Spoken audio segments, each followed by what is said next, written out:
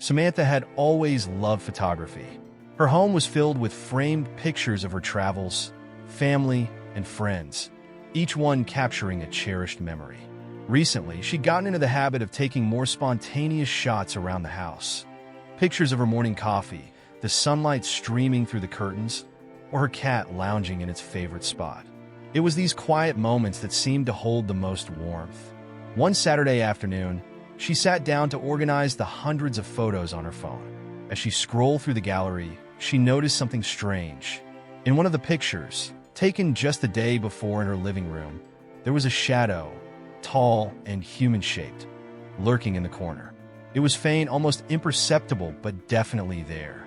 She didn't remember seeing anyone or anything in the room at the time.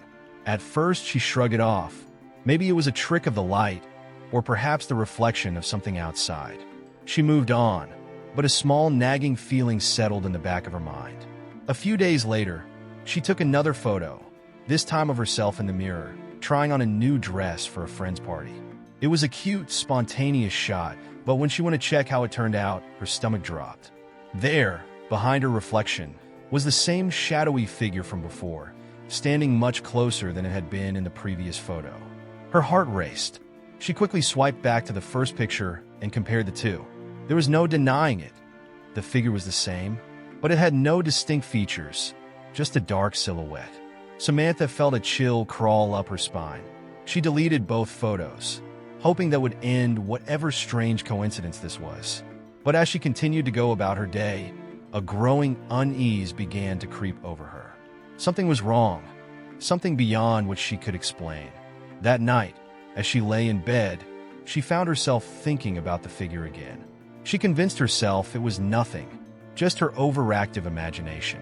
After all, she hadn't seen anything unusual with her own eyes, only through the camera lens. But deep down, she knew something was coming. The following week, Samantha tried to shake off the unsettling feeling. She told herself it was just a coincidence, a trick of the light. But despite her best efforts, she couldn't stop thinking about those photos. She became hyper-aware of her surroundings, glancing into corners, watching for any movement in her peripheral vision. Nothing seemed out of the ordinary, but the sense of being watched never left her. It wasn't until a few days later, while she was out with friends, that the terror returned. They were sitting in a cafe, laughing and chatting over cups of coffee. To distract herself from the growing anxiety she felt at home, Samantha decided to snap a few pictures of the group. She angled her phone to capture everyone in the frame, and after a few shots, she took a look at the photos. The first few were fine, her friends smiling, the warm ambience of the cafe. But the last picture made her blood run cold. In the reflection of the large glass window behind them, she saw it. The shadowy figure was there again, standing outside the cafe, just barely visible in the dim evening light. This time, it was closer than ever, directly behind her own reflection. The figure was watching her, a dark, menacing shape that seemed to ooze malice. Her hand trembled as she zoomed in on the photo, her heart pounding in her chest. There was no mistaking it. The figure was back. She quickly glanced out the window, her breath catching in her throat. But outside, there was nothing. Just the empty street, the usual passerby, and the quiet of the evening. "Sam, are you okay?" her friend asked, noticing the color draining from her face. Samantha forced a smile. Yeah, I'm fine. Just a weird picture, that's all." Her friends laughed, assuming it was just some strange photographic anomaly, but Samantha could barely focus for the rest of the evening. Every time she checked the photo, the figure was still there, as though it were fixed in the reflection, waiting for her to notice. That night, she couldn't sleep. The image of the figure lingered in her mind, haunting her thoughts. The next morning, Samantha tried something she hadn't done since the whole ordeal began. She took a photo of her bedroom, hoping to prove to herself that it was all just paranoia. When she looked at the picture, it took everything in her not to scream. The figure was there again, standing at the foot of her bed. But this time it wasn't just a shadow. The figure had taken on a more defined form. A man, tall and gaunt, with hollow eyes and an expressionless face. His mouth was open slightly, as if caught in a soundless scream. Her phone slipped from her hand, clattering to the floor. She backed away from the bed, her body trembling uncontrollably. She could feel him there now, in the room with her. Every hair on her neck stood on end, the air thick with a suffocating pressure. The photographs weren't just showing the ghostly figure anymore. It was here, in her home. Samantha's mind raced, but she didn't know what to do. Calling the police seemed ridiculous. Who would believe her? And besides, this wasn't something that could be explained by logic or reason. Whatever this thing was, it was getting closer, and Samantha had no idea how to stop it. For days, Samantha tried to avoid taking any more photos. She went about her life in a haze of fear and paranoia, avoiding mirrors, reflective surfaces, and even her phone's camera. The feeling of being watched had become unbearable. No matter where she went, she felt the figure's presence lurking just out of sight. She couldn't shake the sense that it was waiting for her to make a mistake, to acknowledge it. Her friends started to notice the change. She became withdrawn, jumpy, and sleep-deprived. Maybe you should see someone, her best friend, Kara, suggested one afternoon. It might help to talk about it. Samantha wanted to tell her everything about the photos, the figure, the way it seemed to be following her through the lens of her camera. But how could she explain something so bizarre, something that defied reality? Instead, she just nodded. Yeah, maybe you're right. That night, she finally gave in to her growing desperation. She needed answers, and the only place she could think of was her old family albums. Her mother had stored boxes of them in the attic, photos going back decades. Maybe this figure was tied to something in her past, some long-forgotten event or person. She hoped to find some kind of clue, something that would make sense of it all.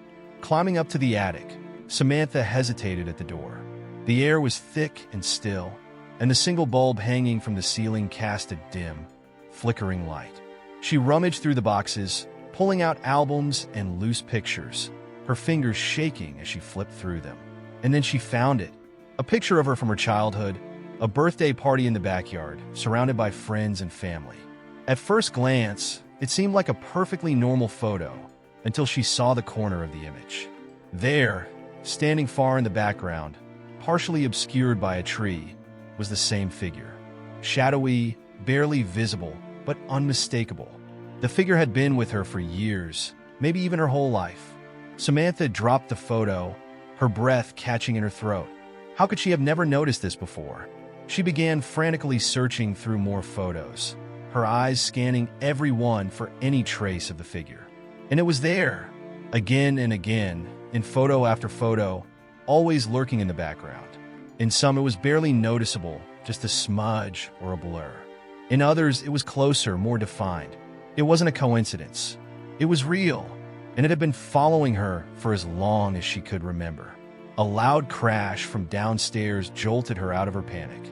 Her heart pounded as she rushed down the attic stairs, calling out, "Hello? Is someone there?" The house was empty, but as she reached the living room, she saw the source of the noise. All the framed photos on the walls had fallen, their glass shattered on the floor.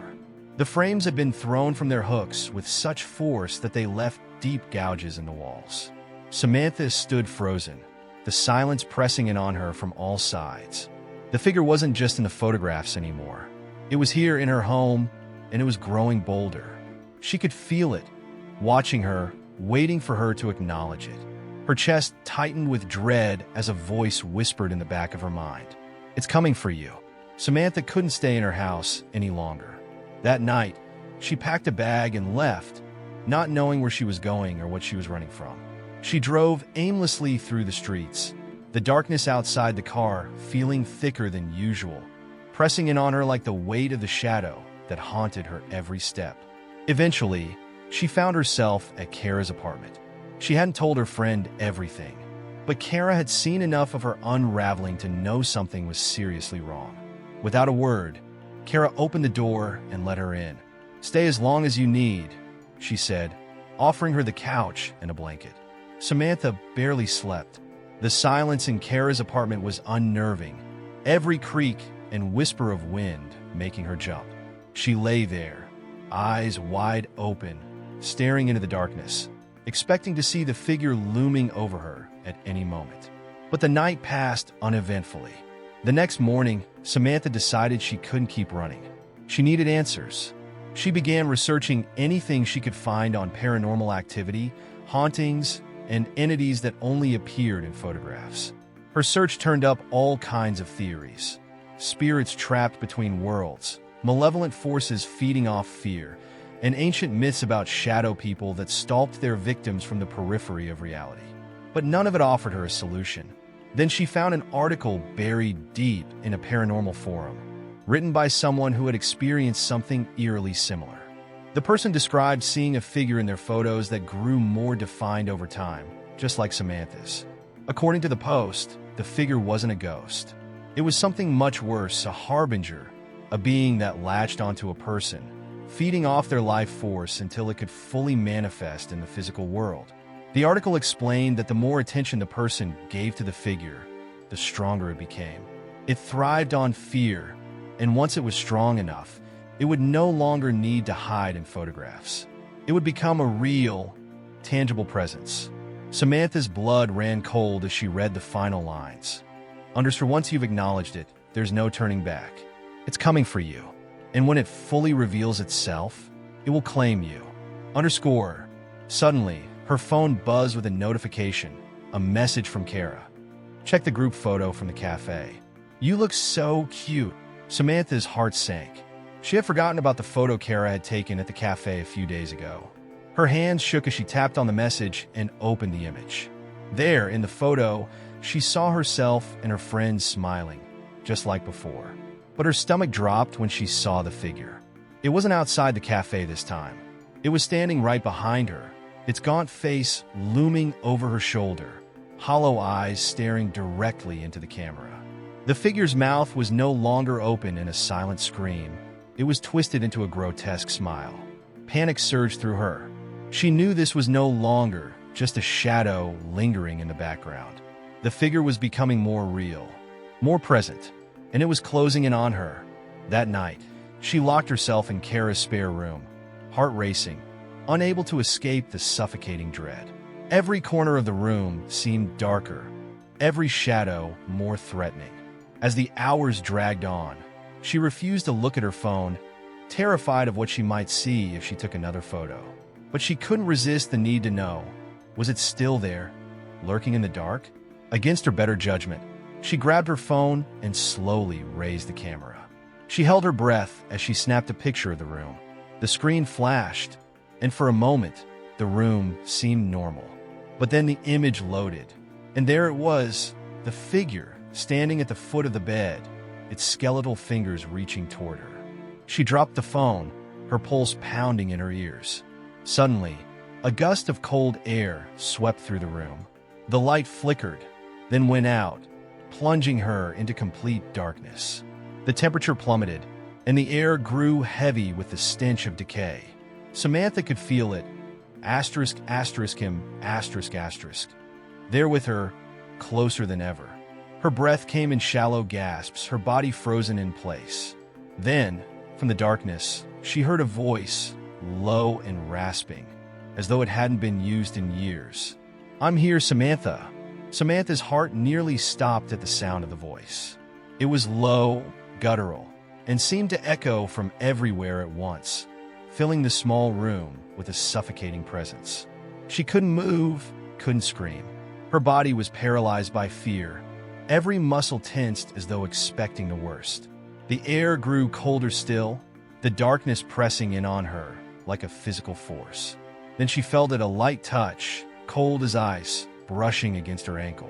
She jerked her leg back in panic, tumbling off the bed and scrambling to her feet, but she couldn't see anything. The room was pitch black, save for the faint glow of her fallen phone on the floor. "You've seen me." The voice was closer now, impossibly close, as if it were whispering in her ear. "And now, I am free." Samantha's breath came in ragged gasps, her eyes frantically scanning the darkness for any sign of movement. She knew that running was pointless, but every instinct in her body screamed at her to flee. She bolted for the door, her shaking hands fumbling with the knob. It wouldn't budge. She yanked at it harder, but it was stuck, as though the very air around her had locked her in place. Then she felt it again, that icy touch, this time on her shoulder. She spun around, pressing herself against the door, her pulse thundering in her ears. In the darkness, she could just make out a shape, a figure, tall and impossibly thin, looming in front of her. The smile on its face had grown wider, more grotesque, stretching unnaturally across its hollow features. Its eyes, dark and endless, stared into hers, and in that moment, Samantha felt a terrible truth settle into her bones. The figure had never just been in the photographs. It had always been with her, watching her through the camera lens, feeding off her fear. And now it was real, standing just inches from her. Summoning every ounce of courage she had left, Samantha spoke, her voice trembling. "What do you want from me?" The figure didn't move, its smile unwavering. When it finally spoke again, its voice was softer, almost mocking. "I want you to see." Samantha blinked in confusion. "See what?" she whispered. The figure slowly raised one skeletal hand and pointed to the floor where her phone still lay, the screen faintly glowing with the last photo she had taken, the one with the figure standing at the foot of her bed. But something was different about the image now. The figure in the photo wasn't just standing there anymore. It was moving. Samantha watched in horror as the figure on the screen seemed to reach toward the camera, its movements slow and deliberate, as if trying to pull itself out of the photograph. The realization hit her like a punch to the gut. The figure wasn't just appearing in her photos. It was using them as a portal, a way to cross from its world into hers. Her mind raced, desperate for a way out. And then it clicked, asterisk, asterisk, the camera, asterisk, asterisk. If the figure was tied to the photographs, maybe there was a way to sever that connection. In a moment of wild desperation, Samantha grabbed her phone off the floor and opened the camera app. The figure in the room tilted its head, its grotesque smile widening as it watched her. She hesitated, unsure if this was the right thing to do, but there was no time to second-guess. She had to act. With trembling hands, she turned the camera on herself and snapped a photo. The flash illuminated the room for a brief second, and in that moment, she saw it clearly. The figure was standing right behind her, its skeletal hands reaching out to touch her shoulders. But as the light faded and the photo appeared on the screen, something strange happened. The figure wasn't in the photo. It had disappeared. Samantha's heart raced as she frantically looked around the room, but the figure was gone. The oppressive cold lifted, the air grew lighter, and the overwhelming sense of dread began to fade.